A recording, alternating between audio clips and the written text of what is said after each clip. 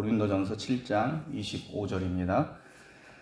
처녀에 대하여는 내가 주께 받은 계명이 없으되 주의 자비하심을 받아서 충성스러운 자가 된 내가 의견을 말하노니 내 생각에는 시조니 어디 바깥으로 말미암아 사람이 세상에 것이 내가 아내에게 매였으냐 조위를 구하지 말며 아내에게서 노였느냐 아내를 구하지 말라. 그러나 장가가도 죄 있는 것이 아니요 처녀가 시집가도 죄 있는 것이 아니로되 이런 것들은 육신의 권한이 있으니 나는 너희를 받고 아멘. 고린도 도시는 음란한 문화를 가지고 있었습니다.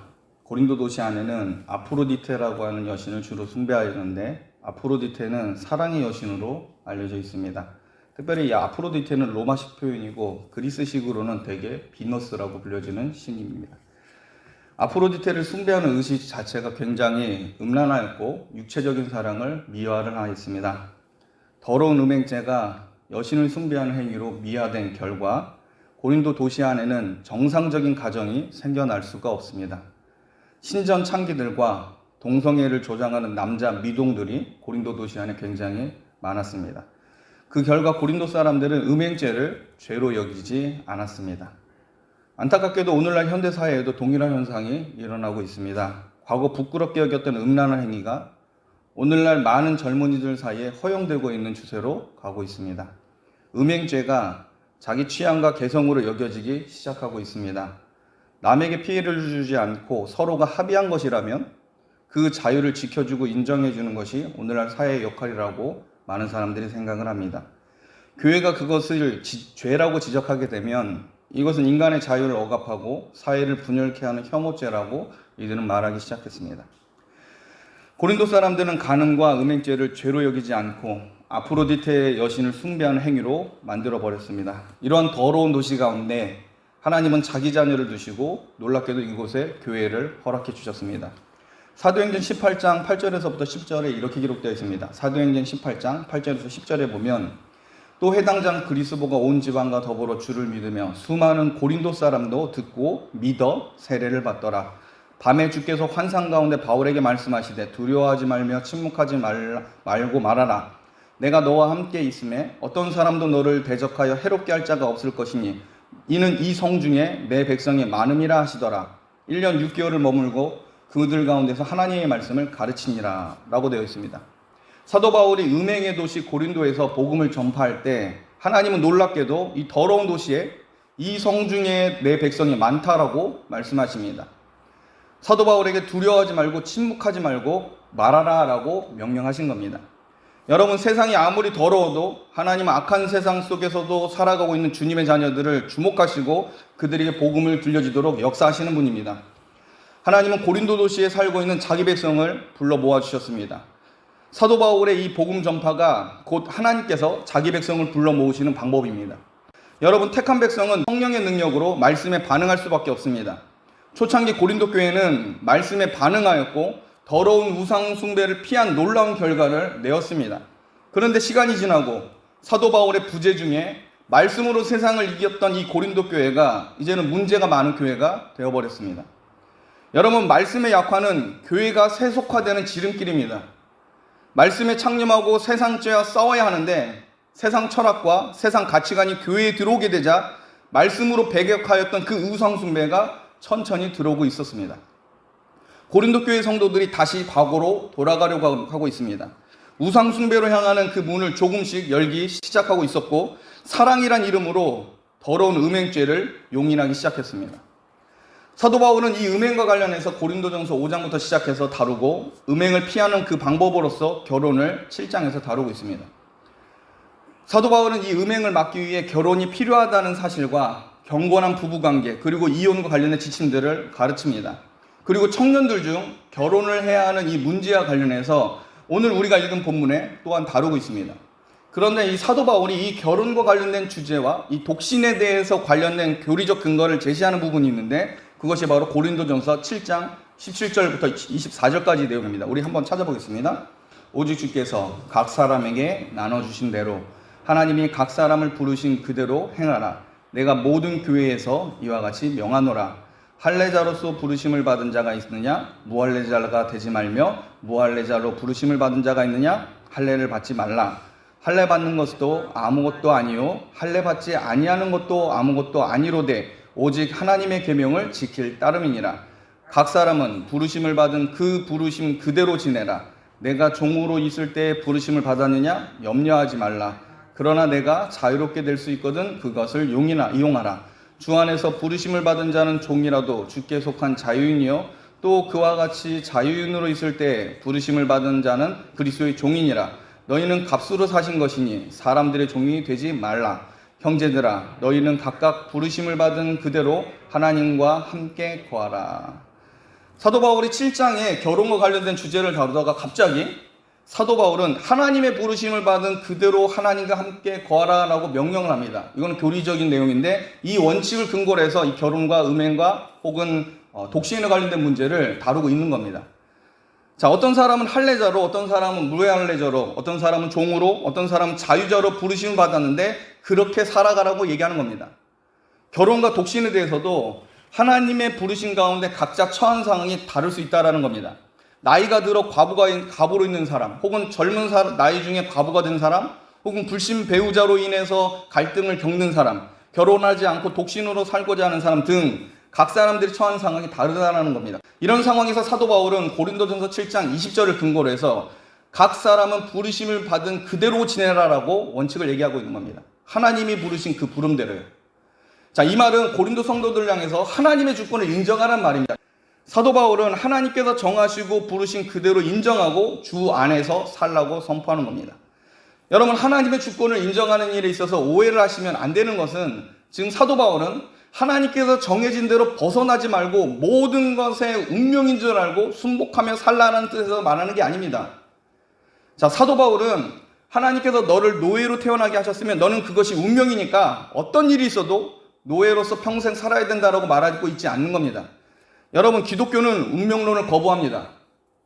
간혹 하나님의 주권과 예정론을 운명론처럼 받아들이는 분들이 있는데 이것은 예정론 교리를 제대로 알지 못한 겁니다. 하나님의 부르심에 대해서 오해하는 겁니다. 자, 운명론과 숙명론은 불교나 힌두교에서 나온 교리지 기독교는 운명론을 원칙적으로 거부합니다. 하나님은 자신의 주권을 기계적으로 적용하지 않습니다.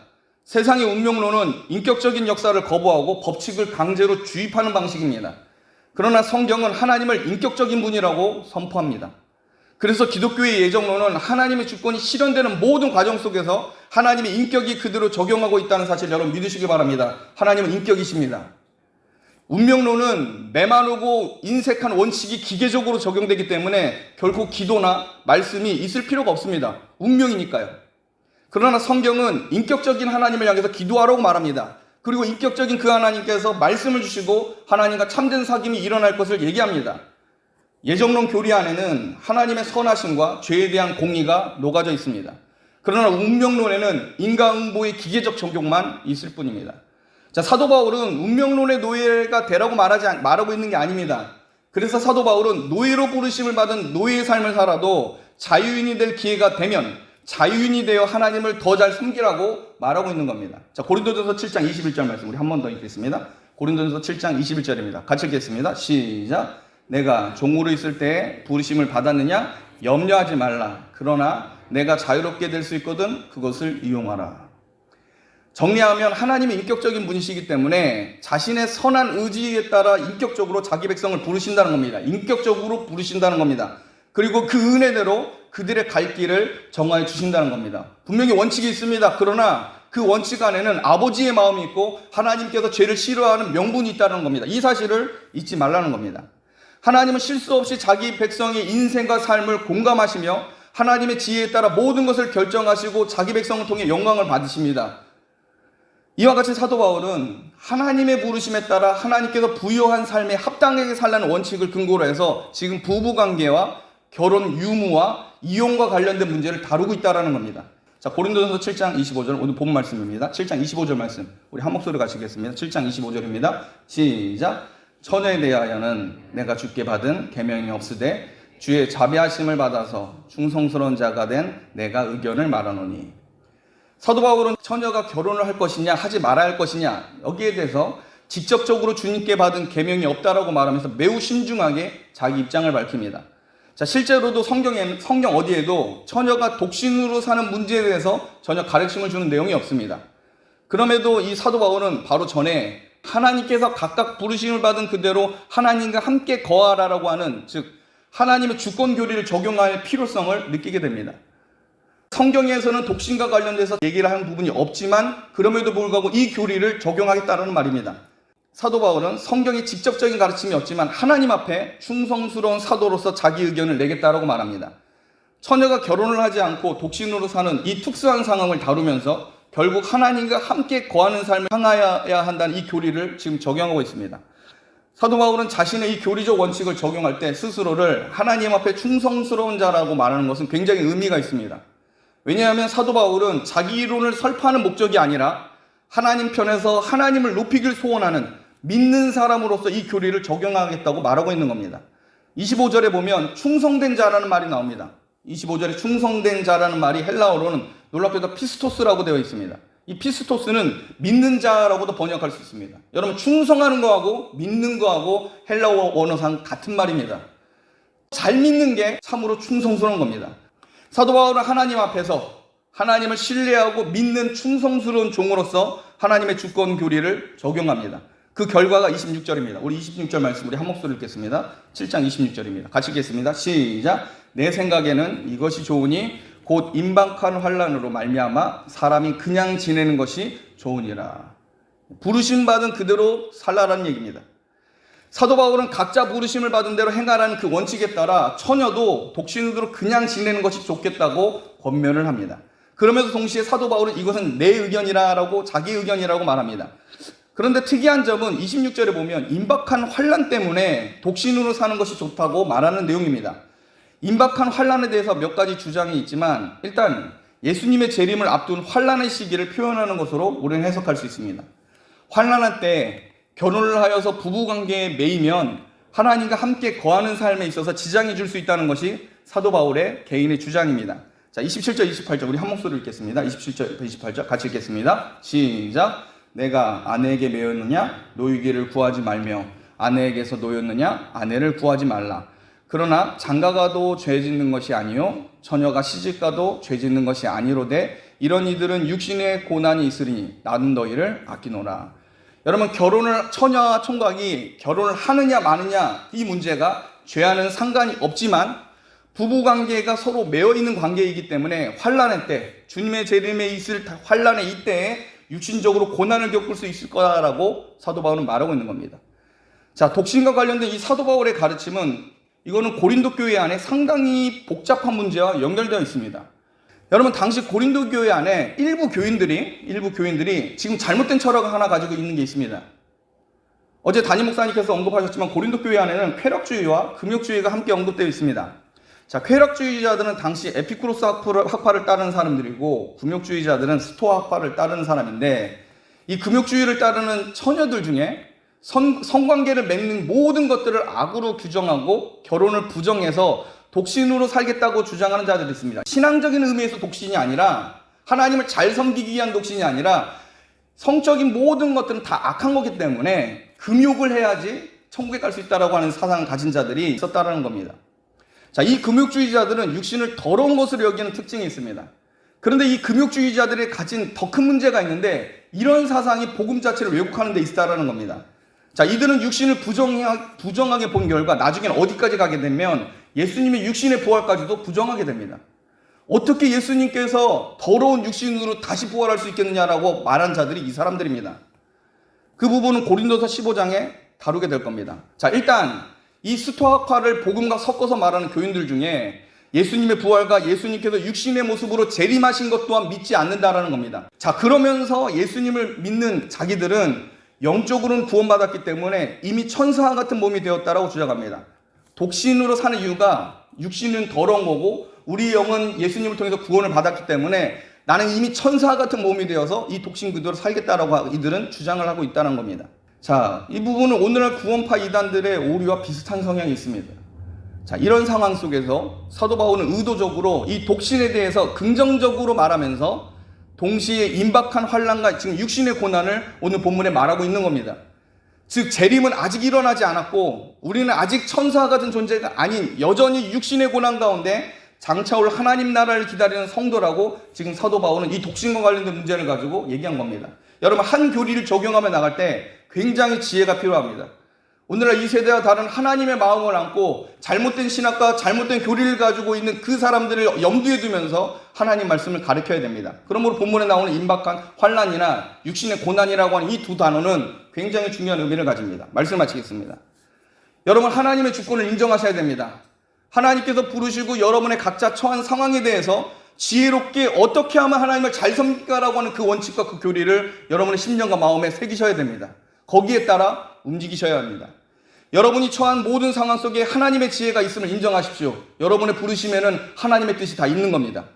실수가 없으신 하나님께서 여러분을 더 나은 성도로 만드시기 위해 각자 다른 방식으로 여기까지 여러분을 인도해 주셨습니다.